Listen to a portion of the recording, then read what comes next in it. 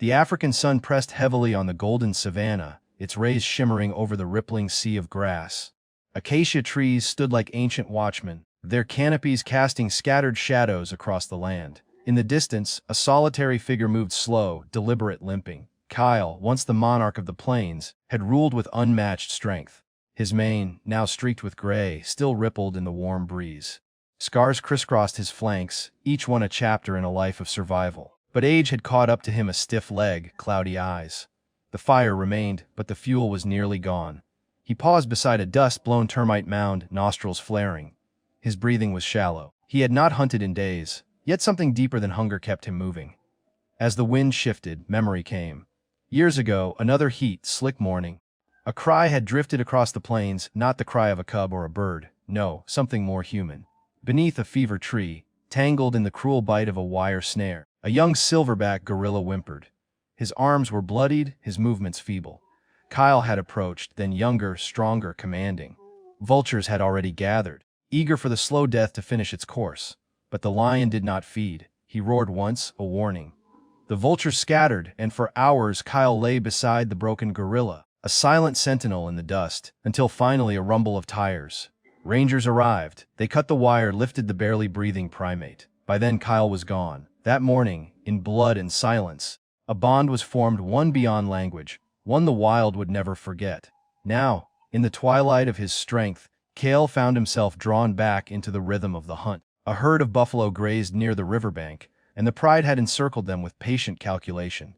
Kyle moved in last, limping but determined. Pride still burned in his chest. If this was to be his final hunt, it would be with teeth bared and claws drawn. They struck, hooves thundered, dust roared. Lions leapt from the grass. Kyle lunged for a buffalo, but his old body betrayed him. The buffalo turned and with a furious snort, drove its horn into Kyle's side. The old lion was tossed like dry cloth. He hit the ground hard and rolled into the tall grass. The chaos moved on. The pride, unaware or unwilling, gave chase to easier targets. Kyle lay still, his ribs throbbed with fire. Blood trickled down his side. He tried to rise but collapsed again. Each breath came shallow, and then the sound that turned stomachs cold: laughter. Hyenas. First 2, then 5, then more, drawn by blood and opportunity. The scavengers crept from the underbrush, eyes gleaming, mouths dripping with hunger. Cal snarled weakly. Far off, perched among the stones of a ridge, Theron sat beneath the wide sky. Time had shaped him into a creature of legend. His back broad as a boulder, his gaze unreadable. A breeze lifted from the plains. Theron inhaled the scent, his eyes narrowed. A memory flickered golden eyes, a lion's silhouette backlit by vultures. Theron stood, no hesitancy, no fear, just purpose. Each step down the ridge echoed like thunder in his bones. Miles away, a ranger in a jeep scanned the horizon. He saw the vultures circling, rising in anticipation. He turned the wheel, kicking up dust. What the hyenas didn't know was that someone was coming. Kyle lay curled in the dry grass, breath coming in shudders. The hyenas encircled him now, a swirling ring of menacing teeth. One darted in and bit his hind leg. The old lion roared, not loud, not strong, but enough to stall them a moment longer. A shadow passed overhead. Vultures waited for permission. In the distance, the ranger lifted his binoculars. He blinked. There, emerging from the ridge, was something that defied every rule of these plains. A silverback gorilla, not in the trees, not fleeing, but marching with terrifying purpose. Theron stepped into the open grassland, his chest rising with each breath. The hyenas stilled, their snickering faltering. They had never seen this before. With one earth-shaking thump, Theron beat his chest. The sound cracked the silence, low, primal, final. A hyena growled, unsure. Another charged. Theron didn't flinch, he turned, swung. The hyena flew sideways and crashed into a bush, whimpering. Theron moved to Kyle's side.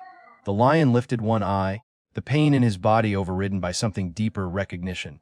Their gazes met, not as predator and prey, not as lion and ape, but as two old souls who remembered the same morning. The ranger's voice trembled as he radioed, "You're not going to believe what I'm seeing." Silence fell again, broken only by the wind rustling through the grass. In that hush, memories flickered in Theron's mind, flashes like lightning in the soul. Solitude, years of it. Practicing strength among the trees, watching lions from afar, never close, never forgetful. He had seen Kale in passing once, leading the pride, his mane glowing in the sun. And in those glimpses, Theron had remembered the eyes of a lion who didn't walk away, who stood silent in the dust beside a dying gorilla. Now that lion lay broken at his feet, and Theron, older, stronger, wiser, would not let him die alone.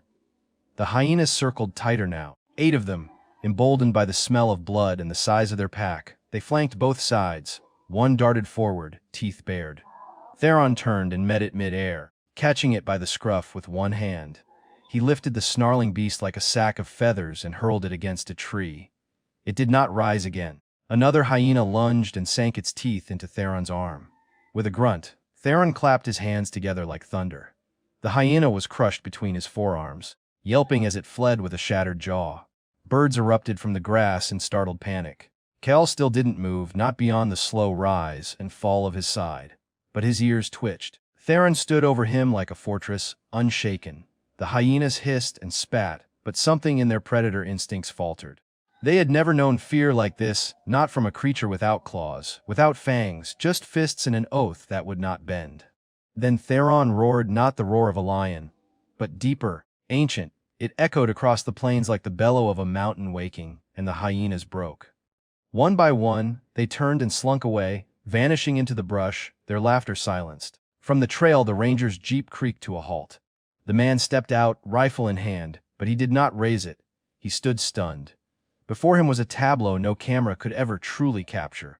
A bloodied lion, a silverback guardian, the wild and reverent silence. Theron looked down at Kale, and with a gentleness that defied his frame, nudged the lion's cheek with his knuckle. Kale stirred, lifted his head. The ranger slowly lowered his rifle and opened the first aid kit. His boots crunched the dry grass as he approached cautiously, reverently. Theron did not move. He simply watched, his breath calm. This was not a rescue, it was a promise kept.